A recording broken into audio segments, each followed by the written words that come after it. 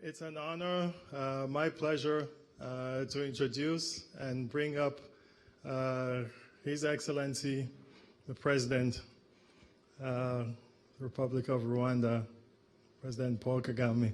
Please.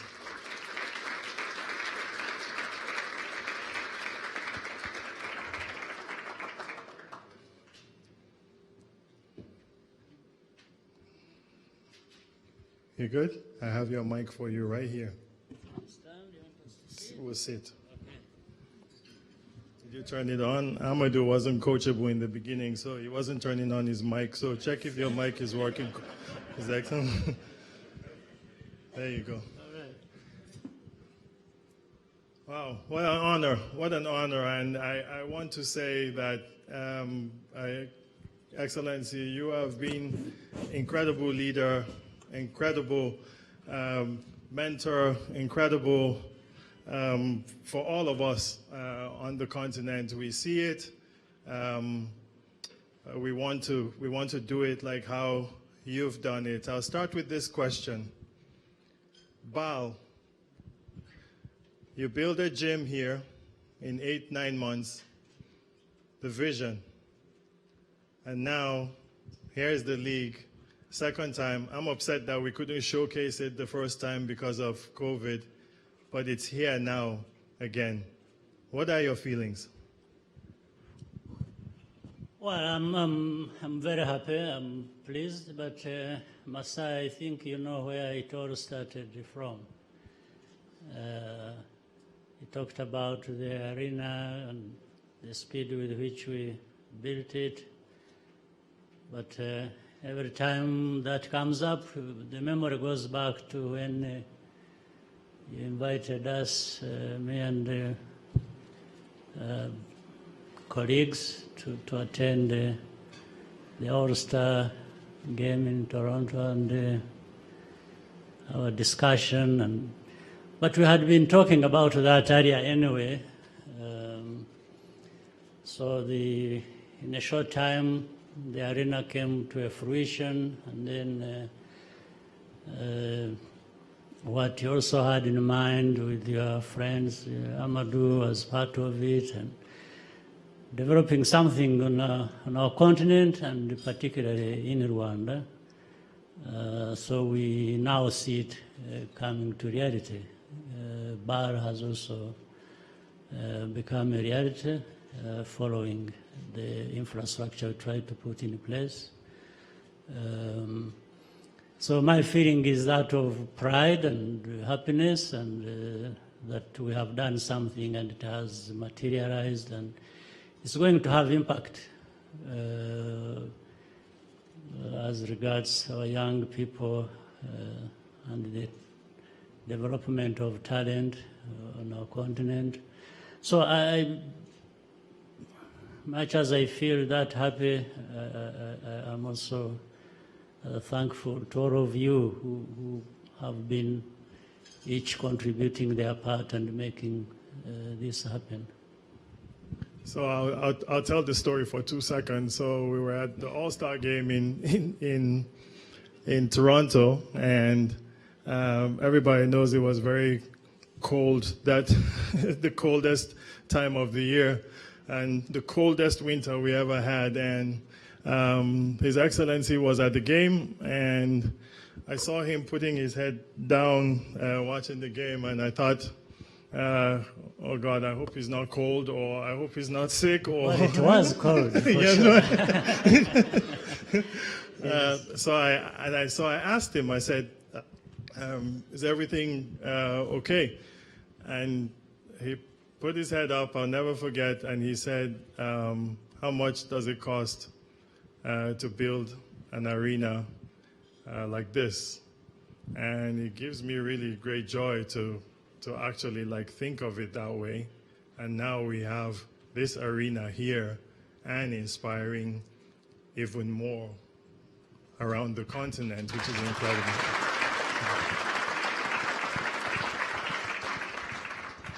Sports as a catalyst.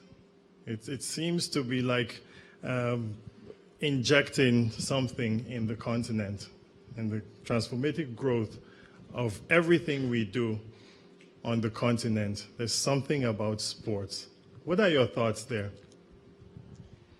There is something about sports, and it goes beyond what we can describe. It's more in the feelings, as well as it connects those feelings from one person to another, and but then it goes beyond feelings and goes into development, it goes into competition, it goes into,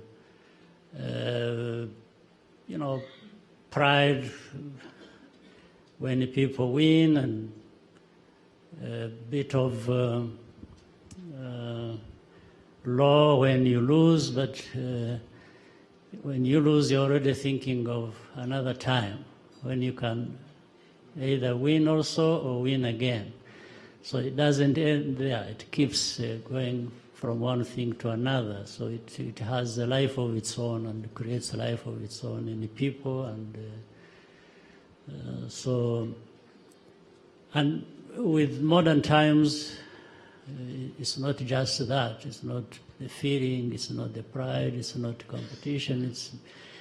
It ends up being an investment and a business, and that kind of life weaves into that as well, and it's something that touches every part of the world. Every sector of society is touched by it.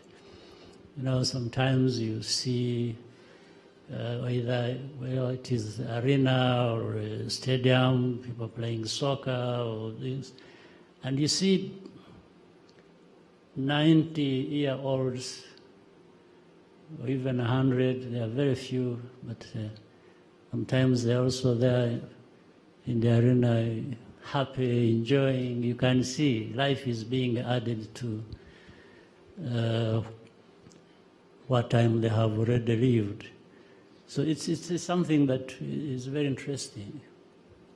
We have, with moving sports forward and what we've been talking about here, we have government, we have the private sector, we have the non-profit, all these different, really like aspects coming together. It seems to be the only way that we're going to make this thing work on the continent, because government is a big part, the private sector is a huge part, and even the non-profit has really like galvanized a lot of the things that we want to do on the continent. How do we make this, how can we make this work? Well, those components you have mentioned, they come together always in many ways. So government has its role to play, private sector, of course. I said earlier, sport is not only an enjoyment that the people in business also like to participate in, but it has become an investment space where people can put their money and get returns as well. But beyond that, there is a feeling that you are contributing to the development of society through talent and other things. So the private sector becomes part of it. Even non-profit, their mission is to improve lives. They feel happy, they feel good when they have contributed to that. And I don't think there is any better place to achieve that than through sports. So always these elements coming together is important. That's what completes the circle that you, in the end, want to complete, to have something building up in a society like ours. So government, though, is so important in the regard of making sure that they create an enabling environment. They can't do it alone. They always want, but to make sure that they facilitate, they create an enabling environment, they put a policy in place to help and guide people in their activities. But when it comes to the real investment to flow, then the private sector, I think, has a much bigger role, and the non-profit, because they are focused on these things that make a difference for people and can take advantage of that environment that has been put in place. So it's always you are going to get the best results with all these facets of our society coming together. BAL has kind of used this caravan system around. We've been in Cairo, been in Dakar, now Kigali here. There seems to be an excitement in East Africa here, and DRC joining the East African community. How do you see that really like affecting sports here with these countries here really bringing a lot of energy? Yeah, sports already is being affected by and through individual countries, and sometimes going beyond the neighbors and to other places. But the fact that neighboring countries can come together as a sub-region like the East African community, that means you are bringing what the efforts have been and the progress and success of one nation and the other all together to form a much bigger thing. But as we said, more of an analogy really than just the fact of it. I'm saying if even in a business you're looking for a bigger market, even in sports, thrives better when these individual countries come together and form a bigger space for competition, for development, for investment, and all kinds of things. So the fact that DRC has joined the other countries, South Sudan, Kenya, Uganda, Tanzania, Burundi, Rwanda, and it's going to definitely put more energy into it, more interest, because that's a large population. So there are many things that are going to feed off each other and keep just going up. We had a few youth here speaking before. We're going to Rafiki open a court, more youth, the junior NBA. They're doing incredible work around the continent. The youth in Africa is moving. And how do you see us even encouraging them more, to do more, to be partners with what we're doing, to grow the game of basketball and sports on the continent? I think what we have to do is give them a little bit to start with that they need, and they will do the rest. Already with the youth, the energy, the talent, the desire to do things, whether it is sports or other things, is there. So all we need to do is really give them a chance and give an injection of some of the little things that are required, even certain basics in some places, like the arena we are going to visit, and it's not as fancy as the other one that we were talking about earlier, but where it is and what it is going to facilitate is huge for that community that can access it near and far.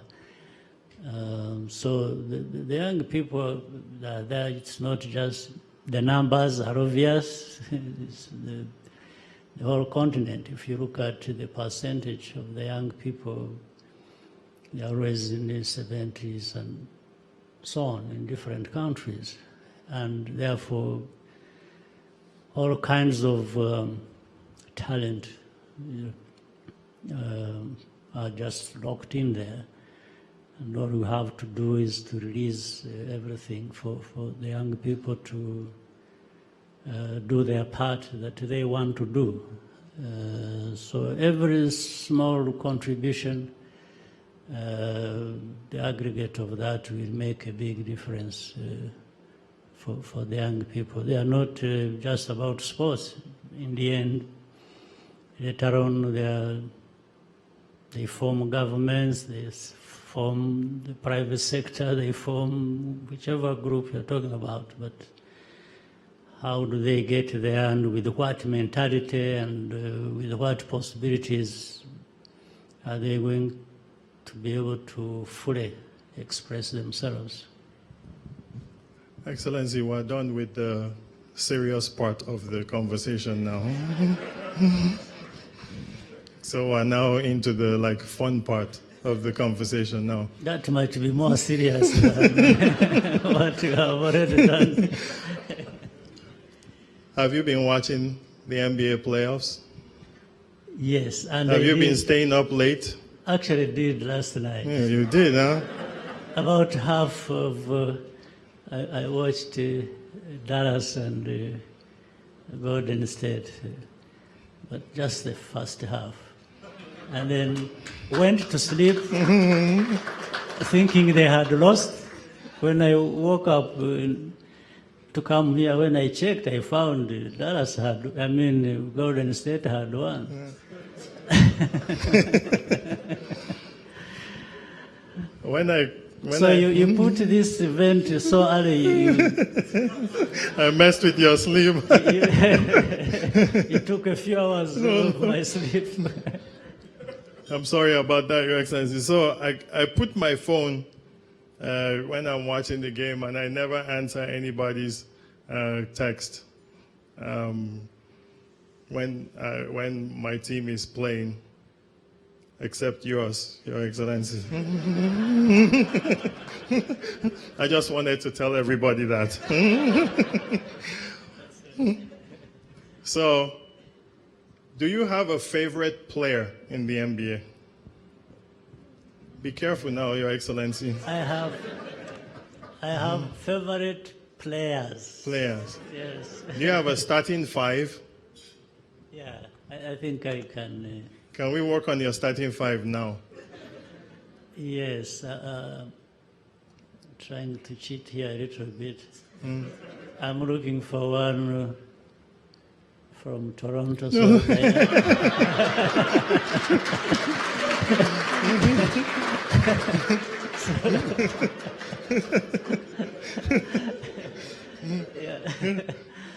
Okay, you're allowed to. In Toronto, I'm a fan of Masai, so I want to see him as a player, not as a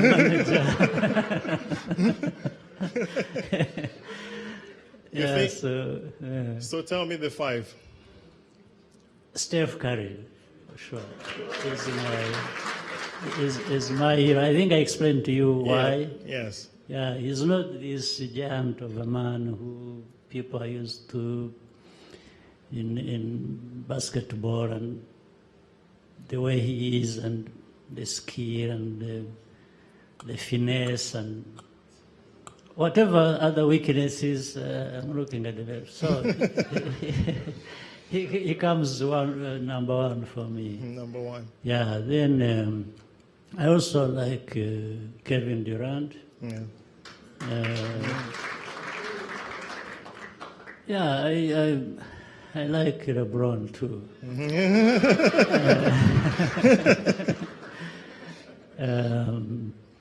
So we a couple of others I'm trying to remember, but Giannis.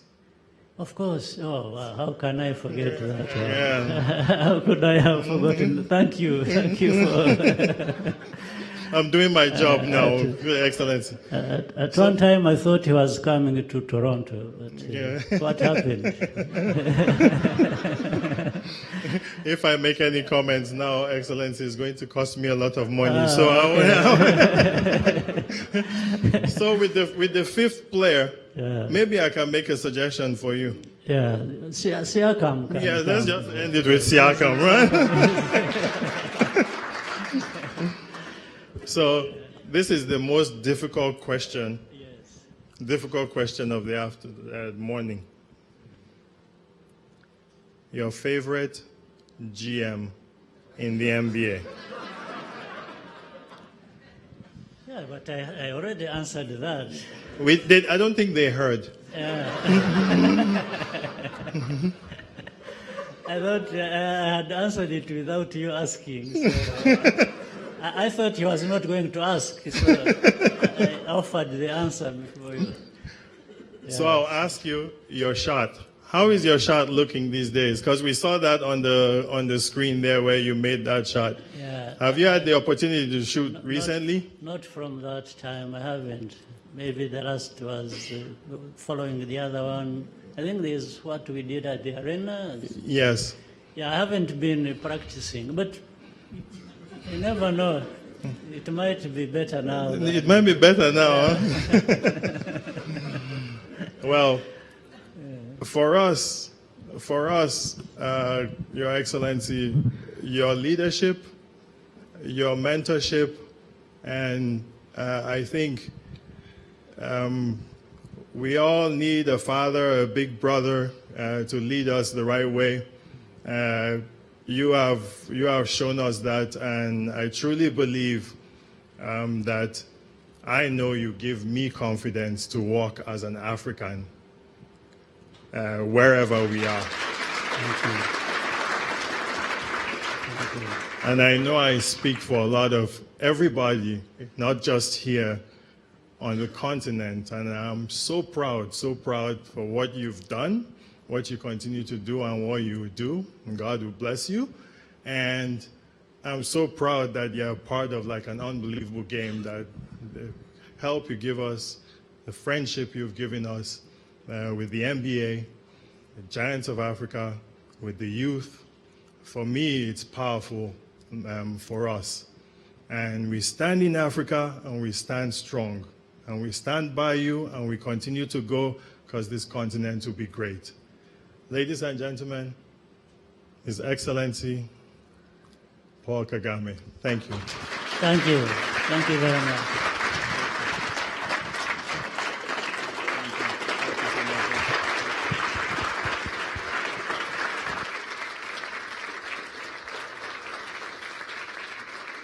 Thank you.